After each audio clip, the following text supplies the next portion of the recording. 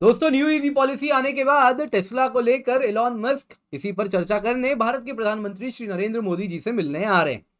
अब दोस्तों, इसके साथ ये चुनाव का भी समय है, तो कहीं ना कहीं पूरी न्यू ईवी पॉलिसी पर अलग अलग आरोप देखने मिल रहे हैं। कुछ कह रहे हैं कि न्यू ईवी पॉलिसी तो एक अभिशाप है, ये एक बैकडोर होगा जिसके द्वारा चाइना अपने ईवीज को इंडियन मार्केट में फ्लड कर जाएगा, इंडियन मार्केट को चाइना खा जाएगा। कुछ लोग तो यहां तक कहने लगे कि इलॉन मस्क को लुभाने के लिए जो प्रधानमंत्री नरेंद्र मोदी जी ने गलती की है, इस नादानी की कीमत पूरा भारत चुकाएगा। अब दोस्तों, यहां पे आप देख सकते हैं इस प्रकार के आरोप सिर्फ सोशल मीडिया नहीं, मेन स्ट्रीम मीडिया में भी ऐसे आर्टिकल्स देखने मिल रहे हैं कि इंडिया की न्यू ईवी पॉलिसी अलग अलग देशों से इंपोर्ट अलाउ करती है, जिसमें चाइना भी है। और ऐसा किसी ऑफिशियल ने कह दिया है, अननोन ऑफिशियल एज यूजुअल। आप तो जानते ही हैं रॉयटर्स का क्या इस तरीका रहता है। वैसे ही आप देख सकते हैं जीटीआरआई का कहना है कि टैरिफ कट जो हो रहा है, उसके बाद चाइना से आने वाली गाड़ियों का इंपोर्ट सर्ज हो जाएगा। दोस्तों, यहां पे चाइना का डर देखिए बड़ा नॉर्मल है, क्योंकि जो चाइना की कंपनी BYD है, उसने टेस्ला को ओवरटेक कर लिया है। आज वो वर्ल्ड की लार्जेस्ट ईवी व्हीकल मैन्युफैक्चरर बन चुकी है। दोस्तों, इतना ही नहीं, चाइनीज ऑटोमोबाइल्स जिस प्रकार से यूरोपियन मार्केट को फ्लड किए हैं, अब वो भी इसको समझ रहे हैं और कहीं ना कहीं समझ रहे हैं ये चाइना कुछ ज्यादा ही सब्सिडी ऑफर कर रहा है, जिस वजह से उनकी कीमत गिर रही है। और वो इस प्रकार के प्रेडेटरी प्राइसिंग के द्वारा यूरोपियन मार्केट, अमेरिकन मार्केट को खा रहा है। और अब काफी लेट कर दिया, लेकिन अब यूरोप ने स्टार्ट कर दिया है इस पर। अगर आप देखें तो सब्सिडी को वो स्टडी भी कर रहा है। अब दोस्तों, यहां पर जानने वाली बात है कि क्या भारत में भी कुछ ऐसा ही हो जाएगा इस न्यू ईवी पॉलिसी के बाद? कितनी सच्चाई है इन आरोपों में?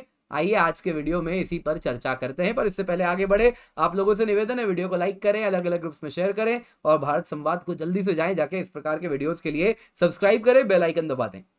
दोस्तों, न्यूज में क्या है? न्यूज में है कंसर्न्स। ये जो न्यू ईवी पॉलिसी आई है, इसके बाद जैसा मैंने आपको बताया कि चाइनीज ईवीज भारत के मार्केट को फ्लड कर देंगे।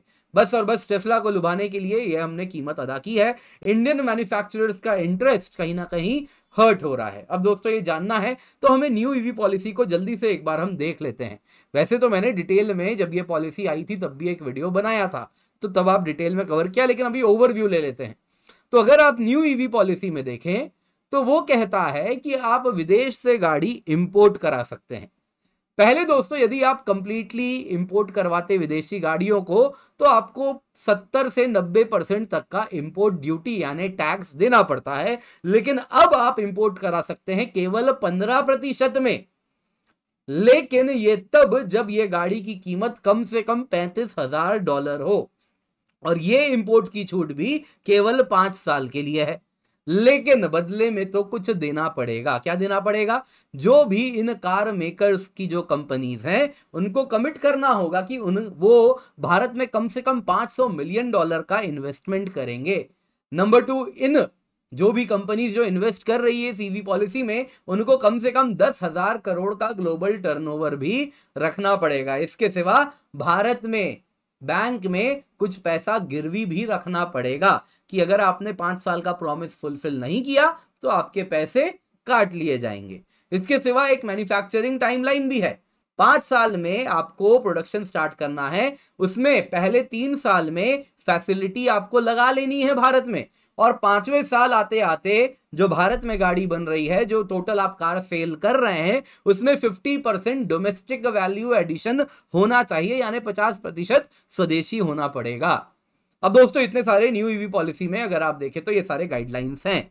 अब दोस्तों, यहां पे ये सब कोई जो पकड़ रहे हैं एक बात, वो पकड़ रहे हैं कि देखिए 15% व्हीकल का आपने इंपोर्ट ड्यूटी कर दिया है, तो चाइना तो अब फ्लड कर देगा। दोस्तों, चाइना की ईवी एक्सपोर्ट्स ने यूरोपियन यूनियन, यूएस में अगर आप देखें तो ऐसे ही फ्लड किया था। लेकिन उसके बाद ऐसा पता चला कि वो कुछ ज्यादा ही सब्सिडी दे रहा था, और उसके बाद अब यूरोपियन यूनियन, यूएस ने एंटी सब्सिडी इन्वेस्टिगेशन स्टार्ट कर दिया है इन चाइनीज कंपनी के खिलाफ, जिस वजह से अब इनका एक्सपोर्ट्स अचानक से डिक्लाइन करना स्टार्ट कर रहा है। यानी चाइना के पास सरप्लस है, उसको कहीं ना कहीं डाइवर्ट करना है, तो इससे और डर बढ़ भी रहा है।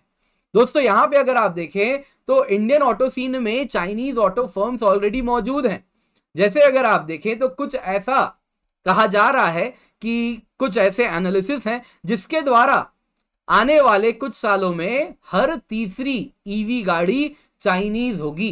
या तो डायरेक्टली चाइना की कंपनी के द्वारा बनवाई गई होगी या भारत में जॉइंट वेंचर के द्वारा बनवाई गई होगी। अब दोस्तों यहां पे चाइनीज ऑटोमोबाइल अगर आप देखें तो ऑलरेडी भारत में सिग्निफिकेंट फुटप्रिंट रखती है। SAIC मोटर कॉर्पोरेशन जो कि MG ब्रांड में अपनी गाड़ी निकालती है वो चाइनीज है। वैसे ही अगर आप देखें तो इसकी जो फैक्ट्री है उसने अब JSW के साथ जॉइंट वेंचर भी कर लिया है MG वाले कंपनी ने। वैसे ही BYD भी भारत में मौजूद है, वो EV buses, trucks, cars, SUVs वगैरह बना रही है। इसके सिवा Changan automobiles, Jinko solar, Foton motor, Zhongtong bus, ये सब भी भारत में मौजूद हैं। भले मेजर मार्केट से प्लेयर अभी नहीं बने हैं लेकिन प्रेजेंस रखते हैं। उनका कहना है इस EV पॉलिसी के बाद इनमें तेजी से ग्रोथ आएगा। तो क्या कुछ सेफगार्ड्स रखा गया है? बिल्कुल रखा गया है। दोस्तों यहाँ पे जो इंडस्ट्री के स्टॉलवर्ड्स हैं, जो एक्सपर्ट्स हैं, वो ये कह रहे हैं ये बस दूर का सपना है, चाइना इतनी आसानी से भारत के मार्केट को कैप्चर नहीं कर पाएगा। कारण पहले तो कुछ फिजिकल कारण दे रहे हैं कि भारत में सबसे बड़ा प्रॉब्लम है कि अभी EV को लेकर चार्जिंग स्टेशन पूर्ण रूप से भारत में फैले नहीं है। दूसरी तरफ एट दी पॉलिसी लेवल भी हमने सेफगार्ड्स रखा है। उन्होंने कहा सबसे बड़ा सेफगार्ड है कोविड के टाइम आया प्रेस नोट 3।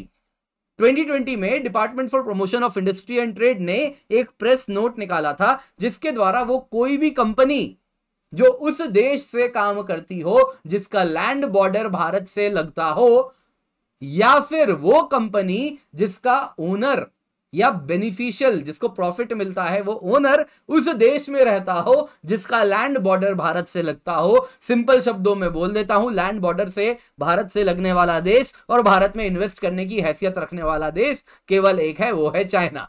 तो यदि कोई चाइनीज कंपनी है या कोई कंपनी विदेश में कहीं रजिस्टर हो जाए लेकिन नेट ओनर चाइना में बैठा हो तो उस प्रकार की कंपनी डायरेक्टली भारत में इन्वेस्ट नहीं कर सकती।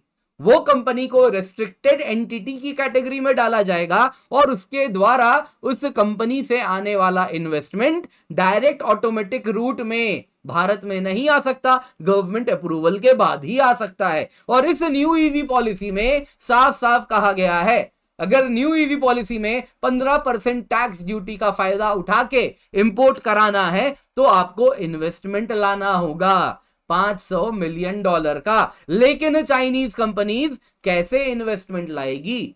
उनको तो ऑटोमेटिक रूट में इन्वेस्टमेंट क्लियरेंस ही नहीं है, गवर्नमेंट अप्रूवल के बेसिस पे है।